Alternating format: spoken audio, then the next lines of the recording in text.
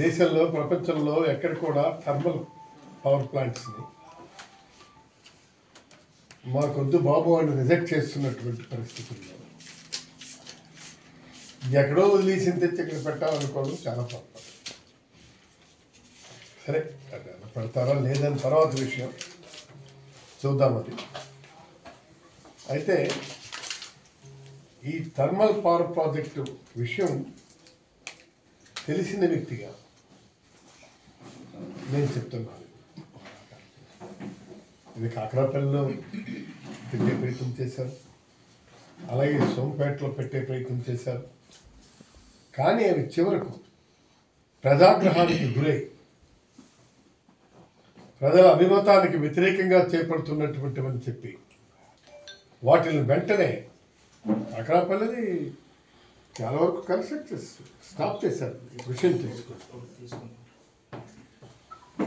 అలాగే సోంపేట కూడా స్టాప్ చేశారు. అదేంటి చిత్తంగా దానికి కారణం ఏంటి? ఈ థర్మల్ పవర్ ప్రాజెక్ట్స్ వస్తే వాయు కాలుష్యం, నీటి కాలుష్యం, మొత్తం అసలు దీంట్లో మేము అక్కడ తిరుగుతుండేటప్పుడు మేము చూసేవాళ్ళం. ఇట్లా కాలుతో తంతే వచ్చినటువంటి నీరంతా కూడా పొల్యూటెడ్ వాటర్. ఇప్పుడు ఆ పొల్యూటెడ్ వాటర్ని ఎందులో పెట్టడానికి వాళ్ళు? కాబట్టి నేను అన్నది ఈ విషయాన్ని తెలుసుకోకుండా, విషయాన్ని గ్రహించకుండా ఇక్కడ థర్మల్ పవర్ ప్రాజెక్ట్ తీసుకొస్తే ప్రజలకి ఆశలు రేపటి 1600 ఎకరాల్లో మీరు ఈవేళ స్టార్ట్ చేయబోతున్నారు. ఎవరు భూములు తీసుకుంటారు చెప్పండి? సరుబుజ్జిల మండలంలో ఎవరు భూమిని తీసుకుంటున్నారు చెప్పండి? ఇప్పుడు మన చాలా స్పష్టంగా చెప్పాలనుకుంటే మొత్తం గిరిజనుల భూములను మాత్రమే మన వాళ్ళు లాక్కొని ఆక్యుపై చేసుకొని ఇవాళ ఈ థర్మల్ పవర్ ప్లాంట్ కట్టాలి, అంతే కదా? దాని మీద వాళ్ళు ఏమంటున్నారు? మా శవాల మీద కట్టండి అంటున్నారు. మా శవాల మీద కట్టండి. ఈ జీవకారుణ్యాన్ని ఈ విధంగా చంపే ప్రయత్నం మీరు చేయండి. ఇది పద్ధతి కాదు అని చెప్పి నేను స్పష్టం చేస్తున్నాను. అంతేకాదు, ఇవాళ అది ఇక్కడ ప్లాంట్ ఉంటే 100 కిలోమీటర్ల దూరం దాని ఎఫెక్ట్ ఉంటుంది. 100 కిలోమీటర్స్ దూరం దాని ఎఫెక్ట్ ఉంటుంది. అంటే ఈ 100 కిలోమీటర్ల లోపు కూడా రేపు మన ఆడపిల్లలు ప్రసవిస్తే వాళ్ళకి సరైన పిల్లలు పుట్టరు. వంకర టింకర్ల చేతులతో కాళ్ళతో వాళ్ళు పుడతారు. దానికి వాళ్ళు ఏ విధమైనటువంటి మూల్యం చెల్లిస్తుంది ఈ ఫ్యాక్టరీ? ఒకవేళ చెల్లిస్తుంది అది ఆ మూల్యానికి అర్థం పద్ధం ఉంటుందా? ఇవాళ అంతదాకా ఎందుకండి? ఇప్పుడు ఎక్కడ ఉంది? ఇది చిలకపాలెంలో ఒక ఫ్యాక్టరీ ఉంది. వాళ్ళు నోరు లేవకుండా తొక్కి పెడుతున్నారు ఆ ఫ్యాక్టరీ. అక్కడ జనాలు ఎవరు గట్టిగా అడిగితే వాళ్ళు పిలిపించి వాళ్ళని మేనేజ్ చేసి పంపించారు. అది ఏదో ఒకటి బ్లాస్ట్ అవుతుంది, ఖచ్చితంగా బ్లాస్ట్ అవుతుంది చిలకపాలెంలో. అక్కడ నేను ఒకరోజు వాళ్ళు యాజిటేట్ చేస్తే నేను వెళ్ళాను. వెళ్తే దారుణంగా ఉంది. నైట్ బహిరంగ సభ పెట్టారు, ఎఫ్లియర్స్ మెచ్చిపెడుతున్నారు. అలాగే రేపు ఉదయం దీనికి ఏ విధమైనటువంటి సెక్యూరిటీస్ ఏంటి? ప్రజలకి సెక్యూరిటీ మీరు ఏమేమో తెచ్చుకున్నారు, ఏ విధమైనటువంటి సెక్యూరిటీ ఇస్తారు? 1600 ఎకరాల్లో 3200 మెగావాట్ మీరు ఇవాళ ఇస్తా ఉంటున్నారు. ఇది అయ్యే పైన జరిగే పని చాలా స్పష్టంగా ఇది ప్రజలపై దీన్ని భారం మోపే పరిస్థితి. తర్వాత దేశం మొత్తం మీద ఈ థర్మల్ ప్రాజెక్టులు ఎక్కడ కూడా ఇప్పుడు చాలా వరకు డిస్మెంటిల్ చేస్తున్నారు. మీరు చూసారా లేదా అమెరికాలో రీసెంట్గా అమెరికా తర్వాత చైనా వీటన్నిటిలో కూడా చాలా పెద్ద ఎత్తున ఇవన్నీ చేసి వాళ్ళు ఈ చివరికి ఏం చేశారంటే మొత్తం పడగొట్టేశారు. చిమ్నీలు పడిపోతాయి, పెద్ద చిమ్నీలు పడిపోయినట్టు మనం చూసాం కదా ఆ చిమ్నీలను స్థాయిలో ఉన్నటువంటి దాన్ని ఇప్పుడు ఏ స్థితిలో వెళ్తుందో మనకు తెలియదు. అందుకు రెండోది నేనేమంటున్నానంటే ఇవాళ ఇప్పుడు థర్మల్ పవర్ ప్రాజెక్ట్స్ ఏంటయ్యా, మోడర్నైజేషన్ పెరిగి ప్రపంచం అంతా కూడా గ్రీన్ ప్రమోట్ చేస్తూ వెళ్ళిపోతుంటే ఇప్పుడు థర్మల్ ప్రాజెక్ట్స్ ఏంటి? ఇప్పుడు పూర్వం లేదు, చేశారు. దానివల్ల ఎంత నష్టం జరిగిందో అంత నష్టం జరిగింది. మరి ఇవాళ మళ్ళీ దాన్ని తెచ్చి పెడతామంటే ఏం చేస్తాం? అది పోరాటం చేస్తాం. 23 గ్రామాలకు సరిపడా ఇవాళ పని మీరు అక్కడ తీస్తున్నారు. నీటి సరఫరా ఉందా? నీటి సరఫరా ఉంటే చెప్పండి, ఎక్కడి నుంచి తెస్తారు నీరు ఎక్కడి నుంచి తెస్తారు? అసలు ఫ్యాక్టరీ నడవడానికి అని విడిచిపెట్టారు. ఇవన్నీ కూడా సమస్యలు ఉన్నాయి.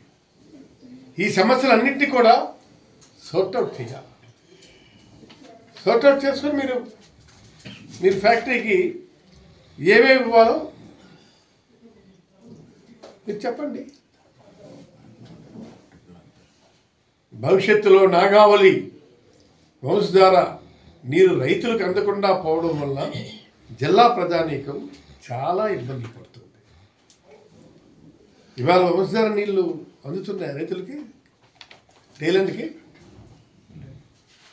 ఏమి టైలెంట్కి అందుతున్నాయా? మరి ఇవాళ ఆ వాటర్ని తీయడానికి మీరు అలాగే చేస్తారు? మేము అంగీకరించాం. మేము ఎట్టి పరిస్థితుల్లోనే అంగీకరించాం. మేము ఎట్టి పరిస్థితుల్లో కూడా దీంట్లో మేము దీన్ని స్టాప్ చేస్తాం, అడ్డుకుంటాం, వ్యతిరేకిస్తాం, ప్రతిఘటిస్తాం, ఫ్యాక్టరీని రాకుండా ఆపుదల చేస్తాం. ఇదేమన్నా తమాషాగా ఉందా? ఏదీ లేకపోతే సరుబుజ్జుల మండలం, బూజు మండలం తేరగా కనిపిస్తుందా?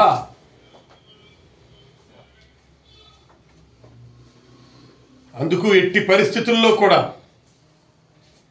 మేము అలౌ చేసే ప్రశ్నే లేదు, ప్రసక్తే లేదు. అడ్డుకొని తీరుతాం, ఆపి తీరుతాం.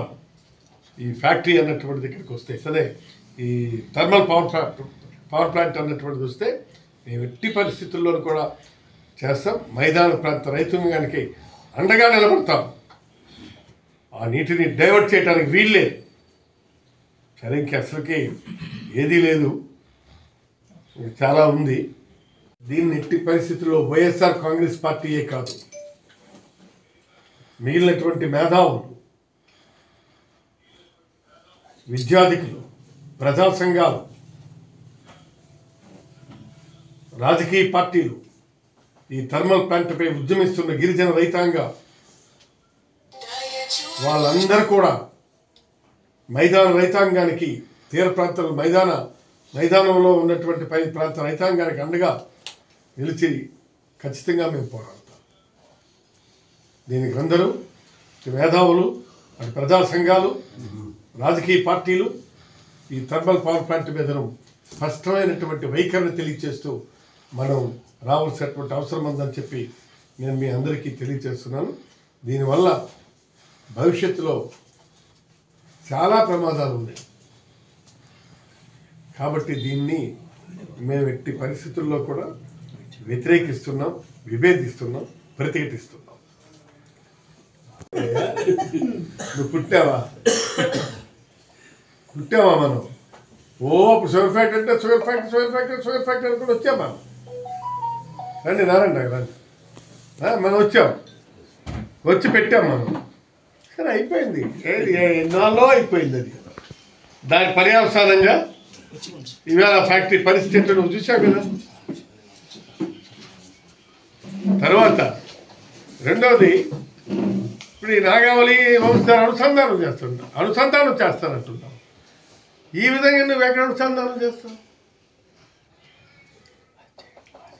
This is not correct.